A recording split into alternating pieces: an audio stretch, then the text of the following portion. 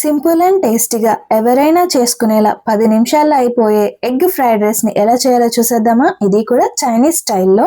దీనిని చిన్న పిల్లలు కూడా తినేయచ్చు, అంత బాగుంటుంది. ఎక్కడ స్కిప్ చేయకుండా అయితే వీడియోని లాస్ట్ వరకు చూసేయండి. Hello my dear family members, అందరికీ నమస్తే. Welcome back to our ma'am with Yash cooking world channel. చూస్తుంటేనే బాగా అనిపిస్తుంది కదా, తింటే టేస్ట్ కూడా అలానే ఉంటుందండి. సో దీనికోసం ఒక బౌల్ని తీసుకున్నాను. అలానే మనకి రైస్కి తగ్గట్టుగా ఎగ్స్ని అయితే తీసుకోవాలి. సో నేను తీసుకున్న రైస్ క్వాంటిటీకి 4 ఎగ్స్ని అయితే బ్రేక్ చేసుకుని వేసుకున్నాను.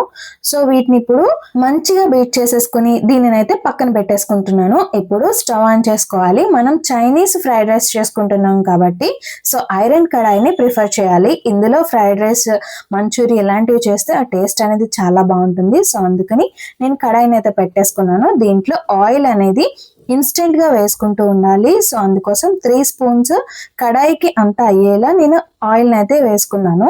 హై ఫ్లేమ్ లో ఉంచుకుని ఆయిల్ అనేది మంచిగా హీట్ అయిన తర్వాత బీట్ చేసిన ఎగ్ అయితే దీంట్లో వేసుకోవాలి.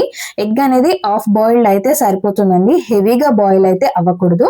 సో చూసారు కదా, ఒకసారి బాయిల్ అయిన తర్వాత దీన్ని ఇంకొక సైడ్ కి టర్న్ చేసుకుని మనం కట్ చేసి పెట్టుకున్న వెజ్జెస్ అయితే యాడ్ చేసుకోవాలి. నేను క్యారెట్ అండ్ క్యాప్సికమ్ మిర్చిని అయితే వేసుకున్నాను. వేసుకున్న ఎగ్ ఆమ్లెట్ తో పాటుగా ఈ వెజ్జెస్ ని కూడా ఫ్రై చేసుకోవాలి. బ్రేక్ చేయనవసరం లేదండి, మనం ఫ్రై చేస్తూ ఉంటే ఎగ్ అనేది బ్రేక్ అయిపోతుంది. అలానే హెవీగా బ్రేక్ అవ్వకూడదు. సో చూసారు కదా, వీడియోలో చూస్తున్నట్టుగా ఉంటే సరిపోతుంది. అలాగే బాయిల్ చేసుకున్న బాస్మతి రైస్ ని కూడా దీంట్లోకి అయితే యాడ్ చేసుకుంటున్నాను. రైస్ అనేది పొడి పొడిగా ఉంటేనే ఈ రెసిపీకి చాలా బాగుంటుంది. సో రైస్ వేసిన తర్వాత మళ్ళీ అంతా ఒకసారి కలిసేలా అయితే కలుపుకోవాలి. ఈ ప్రాసెస్ అంతా హై ఫ్లేమ్ లోనే చేసుకోవాలి. రైస్ వేసిన తర్వాత 2 స్పూన్స్ ఆయిల్ వేసాను. నెక్స్ట్ హాఫ్ స్పూన్ వరకు black pepper powder, white pepper powder కూడా హాఫ్ స్పూన్ వరకు యాడ్ చేశాను. ఇవి వేసిన తర్వాత సాల్ట్ అయితే వేస్తున్నాను. సాల్ట్ అనేది ఎక్కడ యాడ్ చేయలేదండి. సో అంత సాల్ట్ ని ఇప్పుడే వేసుకుంటున్నాను. తర్వాత పావు స్పూన్ వరకు షుగర్ ని కూడా వేసుకోవాలి. దీనివల్ల టేస్ట్ అనేది చాలా బాగుంటుంది. నెక్స్ట్ 1 స్పూన్ వరకు వెనిగర్ వేసుకుంటున్నాను. నెక్స్ట్ దీంట్లోకి హాఫ్ స్పూన్ వరకు డార్క్ సోయా సాస్ వేస్తున్నాను. మీ దగ్గర లైట్ సోయా సాస్ ఉంటే అది కూడా వేసుకోవచ్చు. అలా వేసుకుంటే రైస్ అనేది వైట్ గా చాలా బాగుంటుంది. సో నా దగ్గర అది లేదు కాబట్టి నేను డార్క్ సోయా సాస్ అయితే ప్రిఫర్ చేశాను.